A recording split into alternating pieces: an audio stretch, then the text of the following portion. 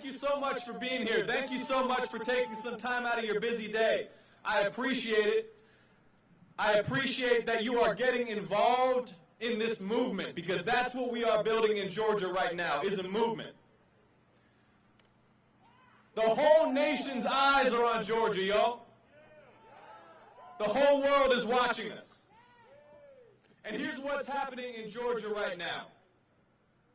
You got the young Jewish journalist, son of an immigrant, running alongside a black preacher who holds the same pulpit as Dr. King at Ebenezer Baptist Church, building a movement for health, jobs, and justice for the people at a moment of crisis. Because health, jobs, and justice are what the people need right now. And we are running against the Bonnie and Clyde of political corruption in America. David Perdue and Kelly Loeffler.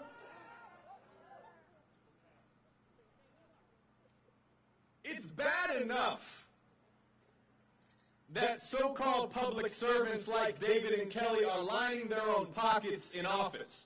It's even worse that they're lining their own pockets while they obstruct relief for ordinary people. Because, see, while David Perdue was getting classified briefings on COVID-19, while David Perdue was buying up shares in manufacturers of vaccines and medical equipment to profit from a pandemic, he was telling the rest of us this virus is no deadlier than the flu. Y'all remember that?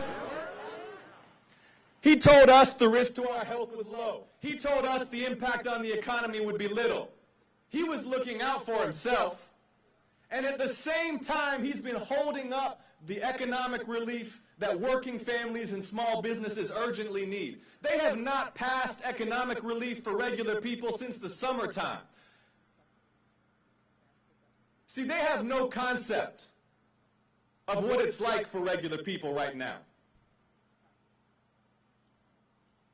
David Perdue lives on a private island. He has no sense of what mom and pop businesses, the mechanic, the corner store, the beauty parlor, the restaurant, no sense of what small businesses are going through. No sense of what ordinary working families are facing right now, with credit cards maxed out, unable to make the house payment and the car payment and afford prescriptions, send the kids to college.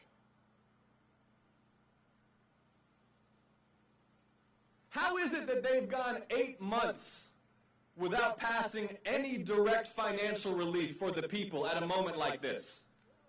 They should be in emergency session right now passing direct economic relief for the American people. Shouldn't they, Lilburn? They should be working on that right now. Not only is David not working on any direct economic relief for the people, David is hiding.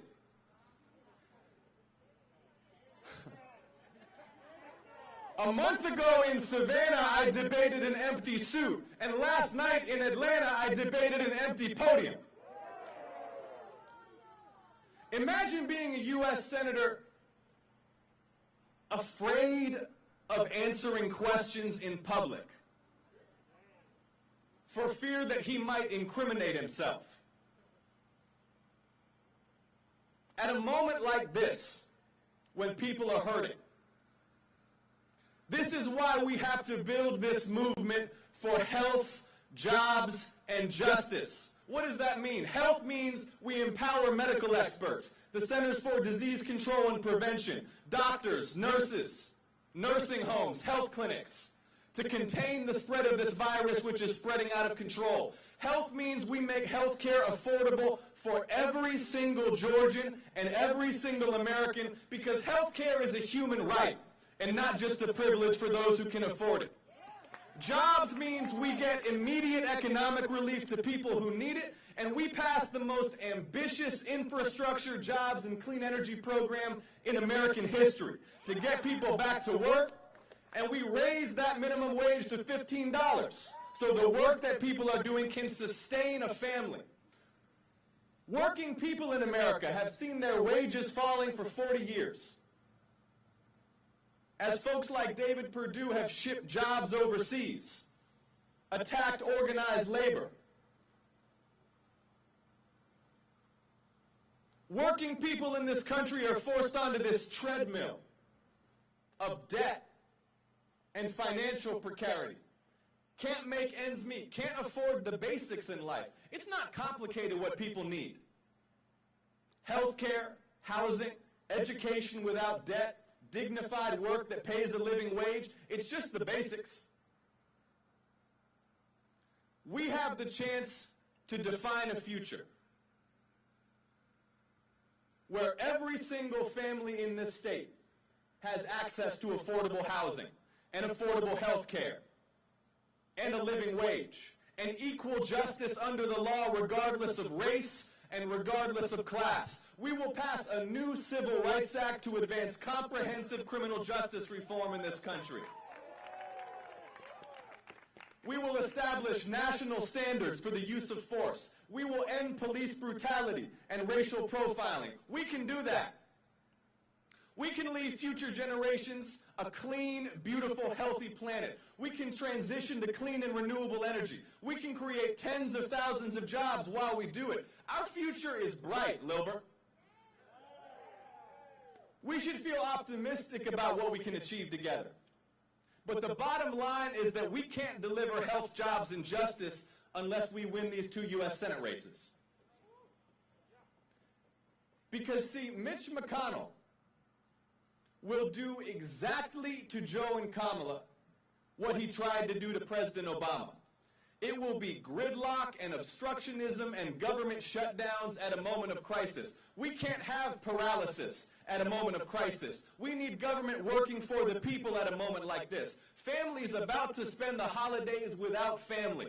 Families about to enter the holiday season without disposable income, without the ability to cover the basics, the utilities, facing foreclosure and eviction. It doesn't have to be this way, Lilburn.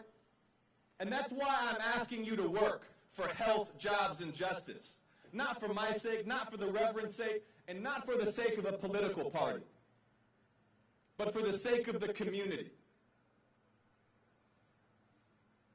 Right now, we are represented by a man who believed that using federal dollars to rip babies from their mothers at the border is a good use of taxpayer dollars, but opposes basic economic relief for ordinary working people. That's not right. That's not who we are as a people.